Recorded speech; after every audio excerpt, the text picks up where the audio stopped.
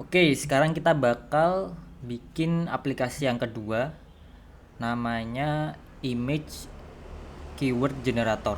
Jadi aplikasi ini tuh untuk atau apa ya, nge-suggest, nge-recommend. Misalkan ada gambar A nih. Nah, nanti tuh keywordnya apa gitu. Kan misalkan ini berangkat dari masalah teman-teman yang jual gambar ya. Mereka kan butuh SEO kan buat apa ya. Jadi kalau misalkan dia upload gambar, biar gambarnya bisa di apa namanya, di searchable gitu, bisa dicari, itu biasanya harus ada keyword yang tepat gitu. Jadi kayak semacam SEO-nya gitu. Contoh misal ada gambar kayak gini ya, misal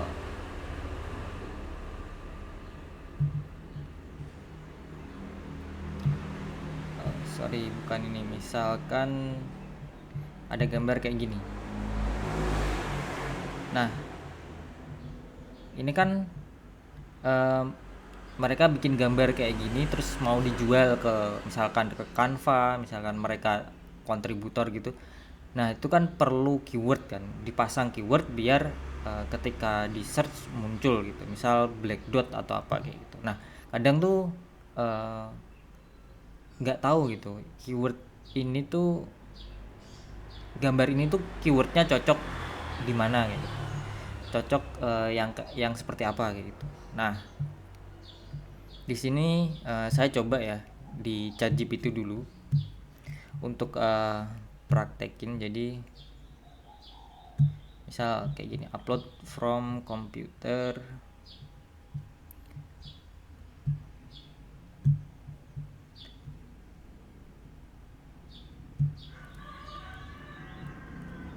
Terus uh, give me keyword suggestion for this image. Nah, kayak gini. Jadi, oh ternyata kalau misalkan dari AI-nya ChatGPT itu tuh keyword yang bagus adalah misalkan halftone, dot matrix, pop art texture, kurang lebih kayak gitu. Nah, kita mau bikin aplikasi nih biar nanti user upload gambarnya terus kemudian ngegenerate keyword kayak gini. Nah, kurang lebih eh, kita ini ya, kita balik lagi, kita berpikir thinking untuk flow-nya kayak gimana nih kayak gitu. Nah, yang kebayang di saya sekarang adalah user upload gambar, terus kemudian kirim ke AI, entah AI-nya apa, tapi kita bakal pakai OpenAI, dan request untuk kasih rekomendasi keyword ke AI-nya gitu. Jadi ada gambar terus kita kirim requestnya, terus AI ngerespon dengan list hasil rekomendasi keyword tadi. Jadi kurang lebih flow-nya kayak gitu. Nah, kita cari tahu nih secara teknis tuh kayak gimana sih. Kalau misalkan di sini kan Chat GPT.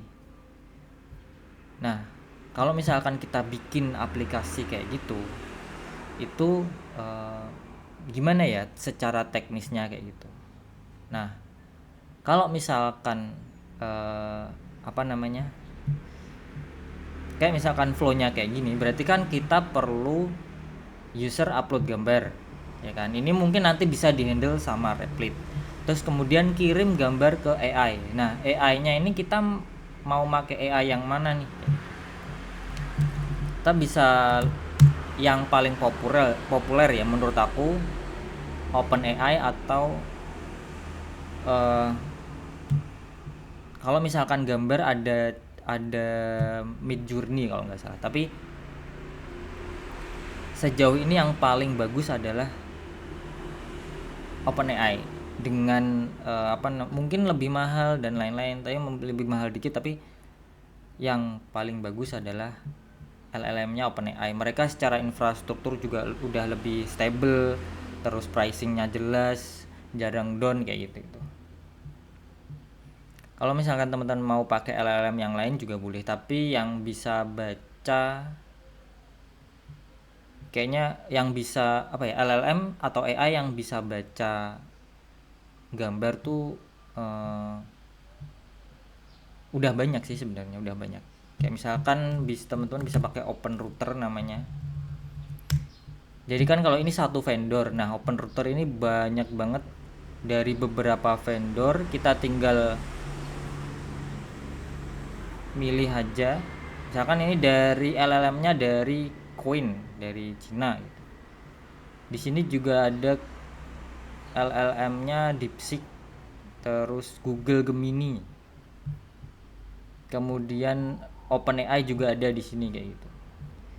Nah, di sini juga bisa dilihat kayak mereka bisa nerima eh, misalkan kita mau cari yang inputnya tuh teks aja gitu atau image.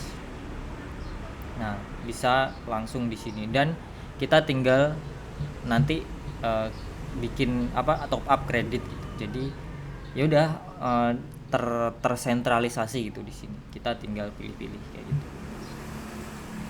Kalau di sini, kalau kita top up di sini di OpenAI cuma LLM-nya OpenAI aja gitu.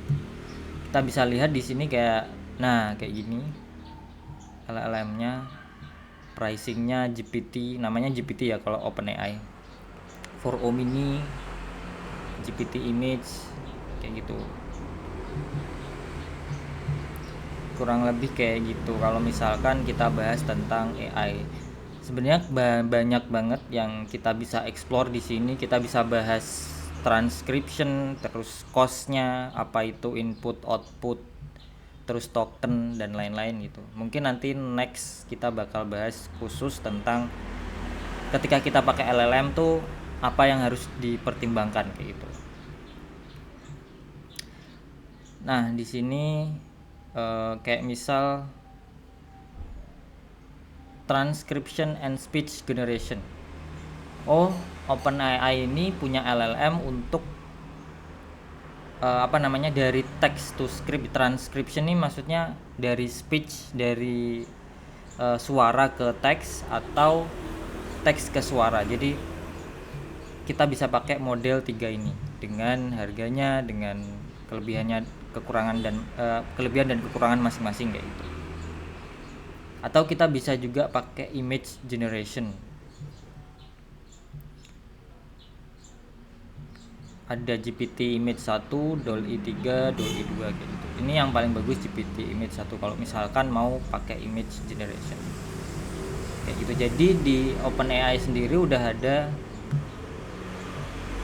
dokumentasi cara mengakses LLM-nya melalui melalui programming gitu, melalui kode gitu, melalui API. Jadi namanya API kalau misalkan teman-teman mau pakai gitu. Oke, mungkin kayak gitu. Terus kita balik ke Replit. Nah, kita coba prompting build me. Oh ya, by the way kan mungkin dari bahasa ya. Jadi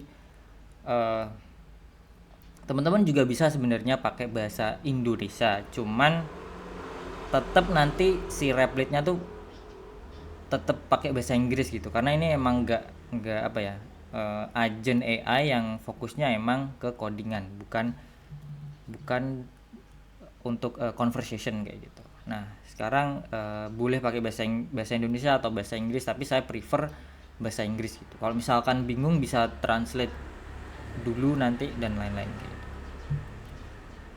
Oke, build me app for user upload image and tadi AI from OpenAI generate keyword from image that upload by user. Oke, mungkin kita coba kayak gini dulu. Terus kita klik start building. Jadi kalau ini kan sambil nunggu. Jadi kalau proses kayak gini kan ada ininya ya, ada nggak enaknya adalah ada kreditnya. Jadi kita tuh harus efektif. Kalau misalkan budget kita terbatas, kita harus efektif gitu menggunakan kreditnya. Kalau di sini yang berbayar itu kurang lebih ada 100 kredit. Jadi 100 kali percobaan kita kasih instruksi ke AI-nya gitu. Nah, di sini udah dikasih plan ya, suggestion plan. Oke, build initial prototype. Kita nanti ada integrasi ke OpenAI. Terus kemudian seperti biasa dikasih suggestion untuk additional tambahan fitur di sini, kayak misalkan ya tambah image categorization, history. Tapi kayaknya nanti aja kita fokus ke core fiturnya dulu kayak gitu. Nah, di sini mulai dieksekusi. Lanjut lagi yang tadi ya. Jadi kita bisa aja gitu langsung ngeprom langsung banyak gitu, langsung banyak fitur atau ngejelasin langsung banyak. Cuman nanti tuh konteksnya bakal menurutku bakal agak susah untuk ketika ininya sih, ketika kita mulai untuk nge-improve atau nge-debugging gitu. Karena terlalu kompleks, jadi kadang tuh bakal tumpang tindih konteksnya, terus kemudian datanya terlalu banyak. Itu tuh AI kadang juga bakal hasil generate code-nya tuh nggak sesuai gitu, kadang seperti itu. Jadi menurut aku bagusnya kita mikir dulu MVP-nya, fitur flow utamanya, terus kemudian nanti kita baru tambah. Jadi kita planning buat small dulu, baru kita tambahin banyak hal kayak gitu, banyak fitur kayak gitu. Nah, trade-nya adalah, maksudnya ada resikonya atau ada nggak enaknya adalah pasti kreditnya banyak gitu, karena kita kan nanti fokus dulu ke satu fitur, terus kemudian udah jalan tambah lagi kreditnya, tambah lagi ininya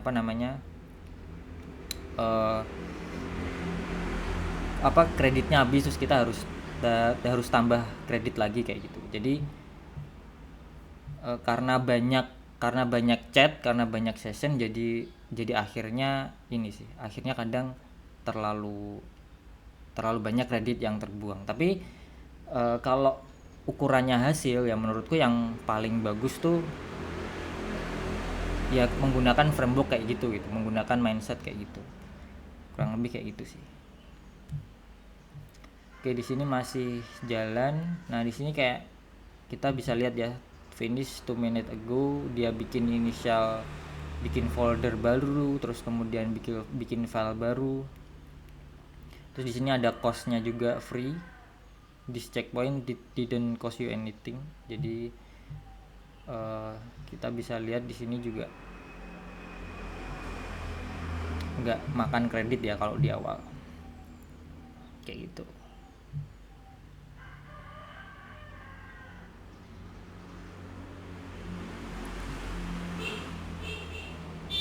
Nah, ini udah jalan.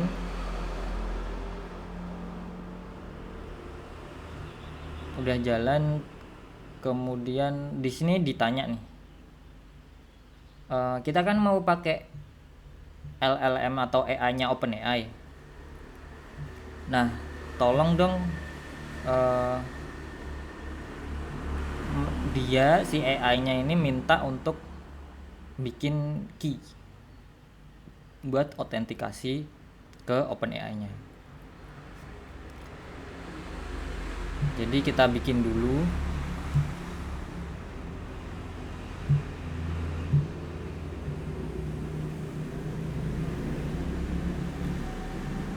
Kalau misalkan di OpenAI kita bisa bikin di bagian your profile. epic keys, create secret. Misal di sini image keyword,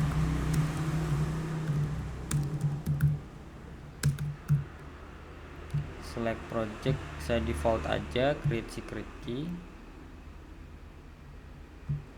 copy,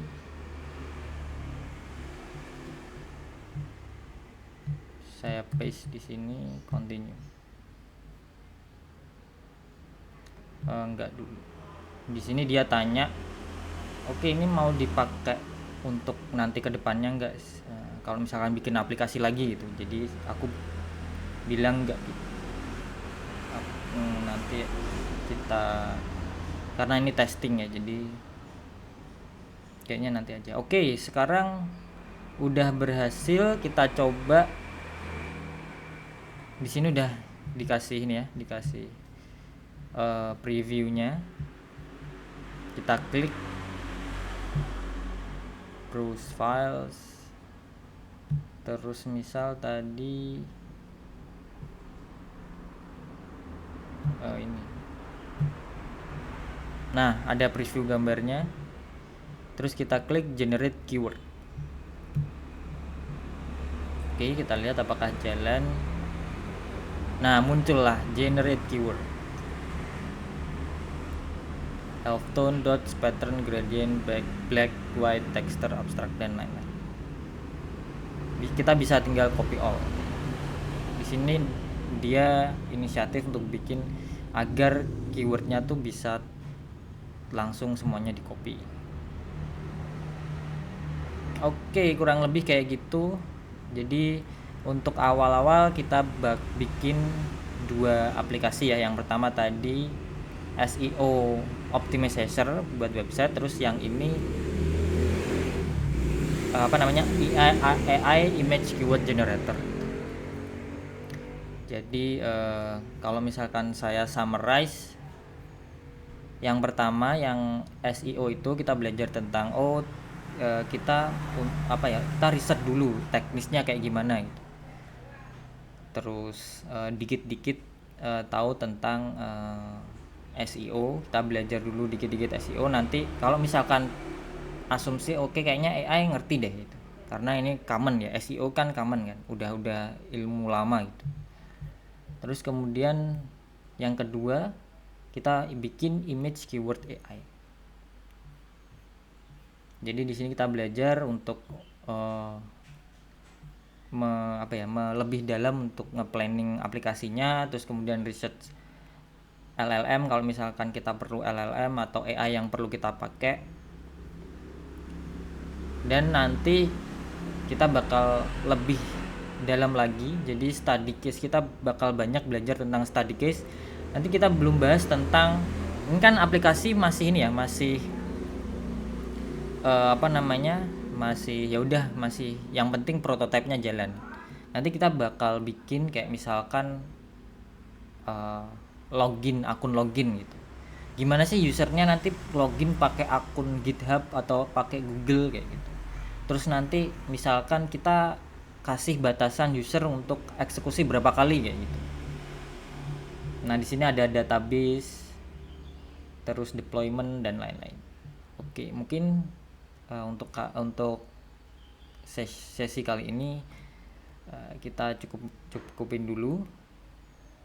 Nanti see you in next lesson.